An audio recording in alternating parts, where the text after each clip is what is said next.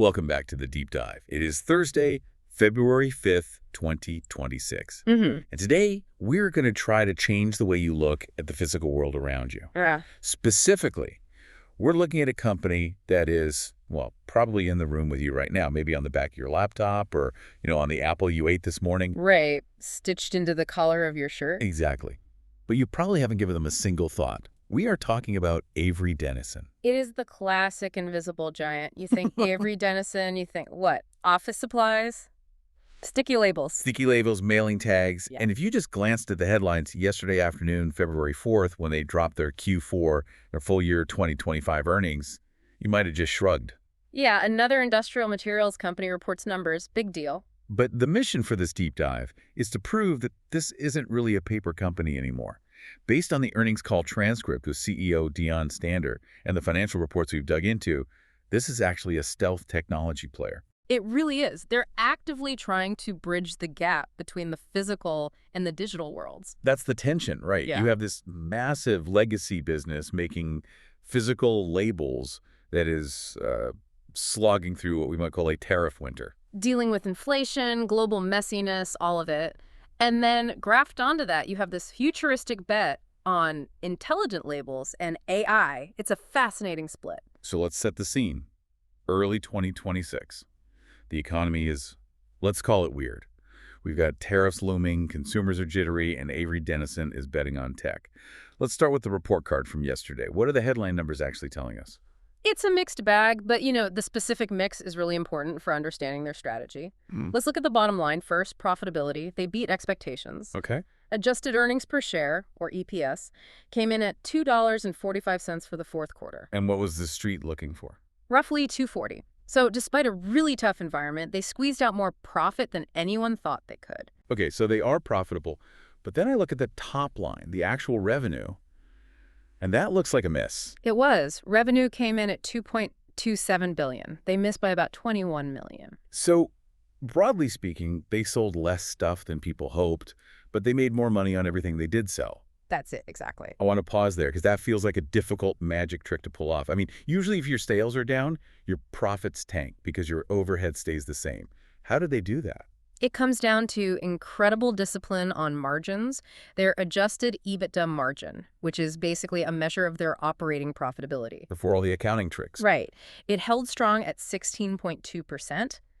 In this climate, with wage inflation pushing costs up, keeping margins that high is a serious feat of engineering. So they're tightening the belt. Tightening the belt, but also just running the factory smarter. And that discipline shows up in the cash flow.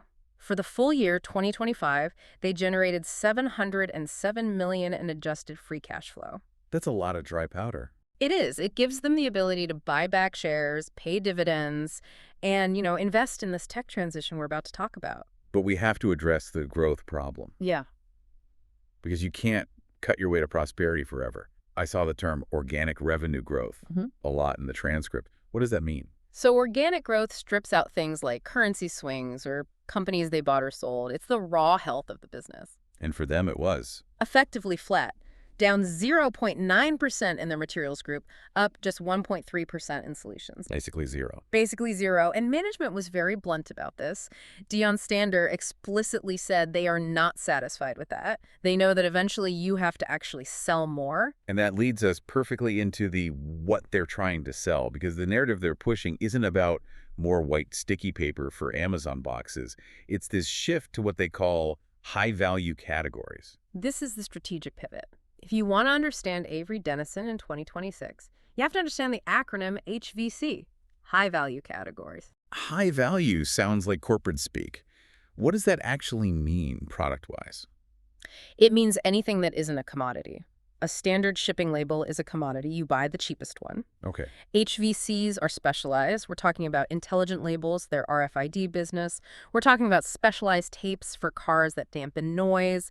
We're talking about sustainable solutions like their Clean Flake tech for recycling. So these are products where they have pricing power. Exactly. It's harder for a competitor to knock them off. And this slice of the pie is getting much bigger. HVCs now make up roughly 45% of their total sales. Wow. That's up 12 percentage points since 2019. They are fundamentally changing the mix of the company. Let's zoom in on the star of the show here.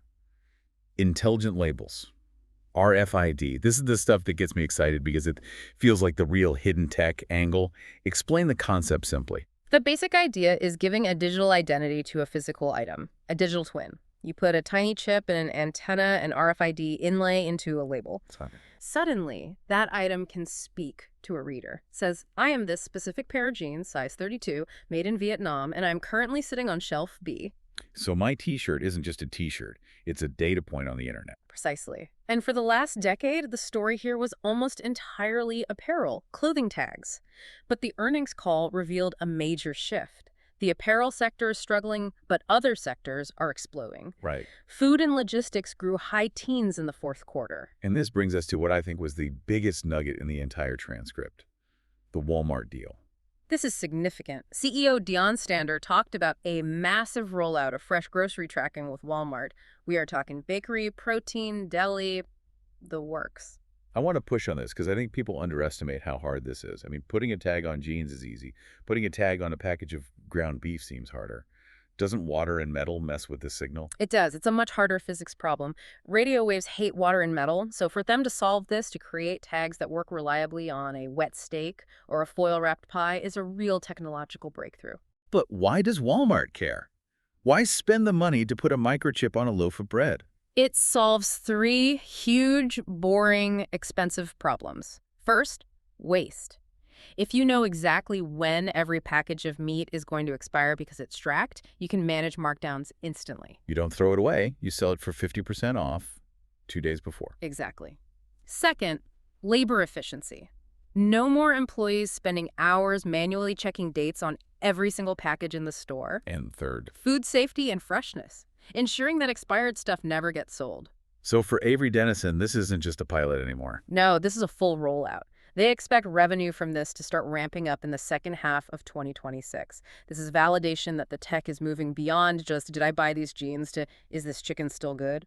That is a massive expansion of the market. But we have to ground this excitement. We mentioned the legacy business is facing a tariff winter. What's dragging on the other 55% of the company?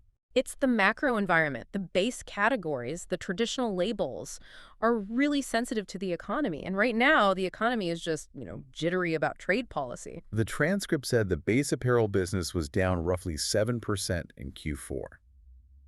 That feels like a big drop. Why is that?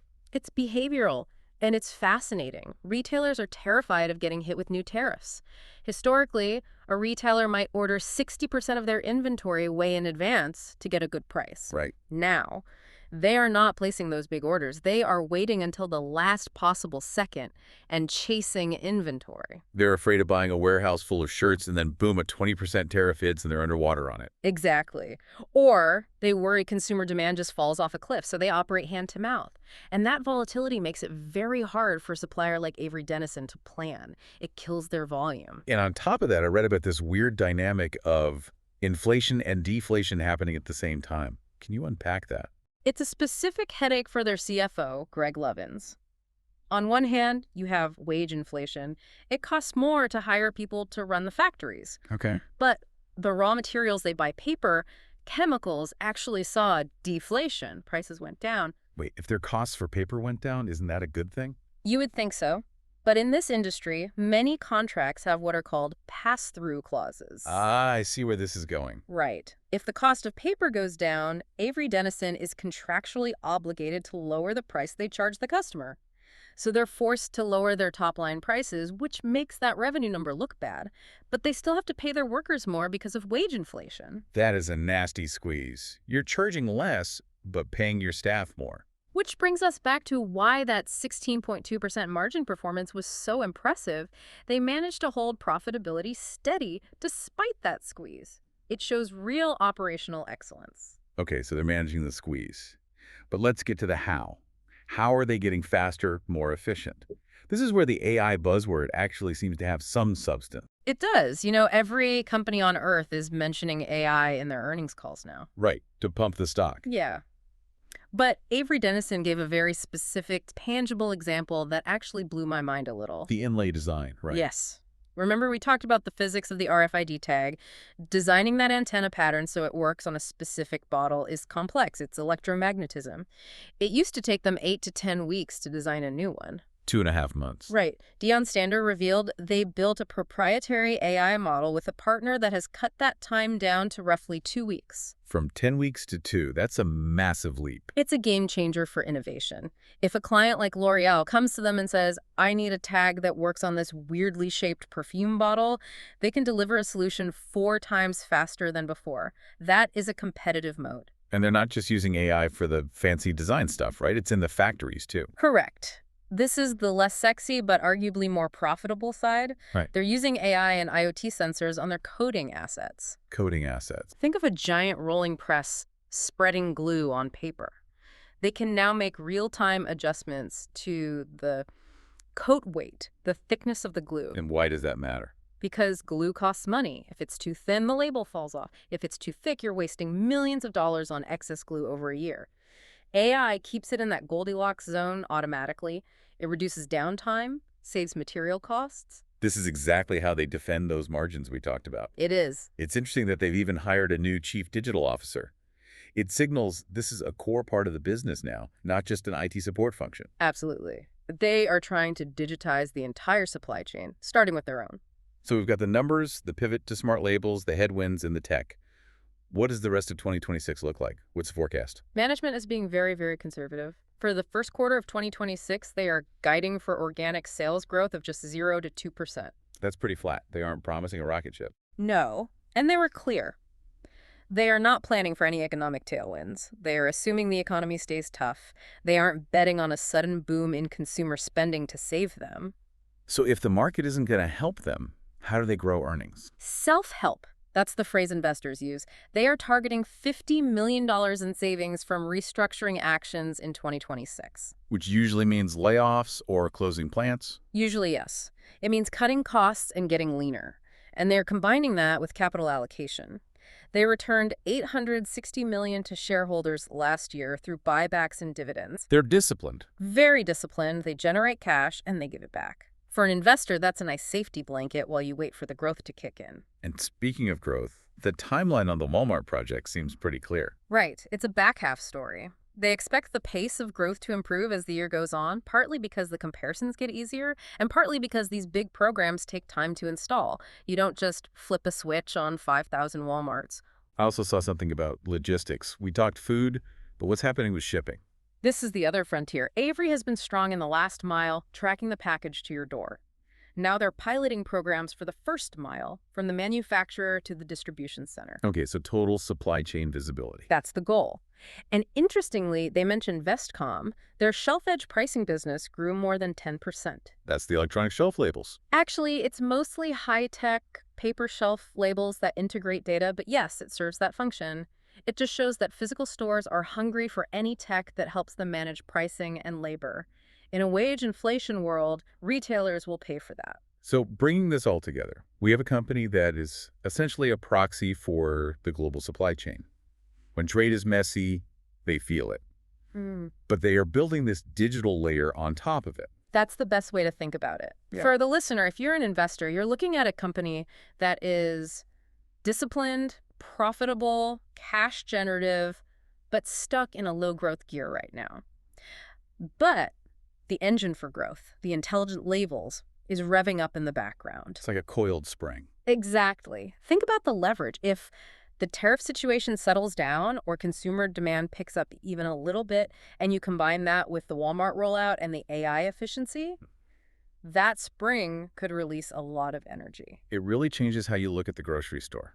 Next time I pick up a pack of steaks, I'm going to be wondering if it's talking to the internet. By the end of this year at Walmart, it probably will be. Here is a final thought for you to chew on. We talked about Walmart. We talked about logistics. We talked about AI shrinking design time from weeks to days. If Avery Dennison succeeds, they are effectively turning every single physical product in a grocery store or a clothing rack into a data point. A verifiable digital asset. Right. And if you have that much data, expiration dates, location, origin, temperature history, who owns that data? And what happens when AI starts analyzing that massive data set? We're moving from just tracking inventory to predicting the flow of goods across the entire planet in real time. We're on the verge of a physical internet. It feels like it. It's Yeah. not about stickers. It's about the digitization of the physical world. And Avery Dennison is trying to be the operating system for it. Fascinating stuff. As always, you can find links to the earnings transcript, the press release, and summaries in the show notes. Thanks for listening to The Deep Dive. See you next time.